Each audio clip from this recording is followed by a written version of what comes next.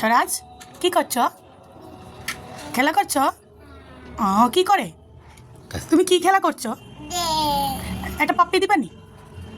আরেকটা দিবানি? আরেকটা দাও, আরেকটা পিছু করো। সবাই তোমার পাপ্পির জন্য অপেক্ষা করে থাকে। একটা পাপ্পি দিয়ে দাও বাবা। ও বাবা, দেখো স্বরাজ ওই তুলসী গাছের কাঠিগুলো উঠিয়ে ফেলছে, যে ধূপকাঠি কুচি।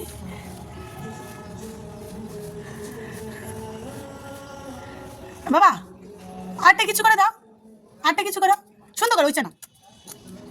হয়নি?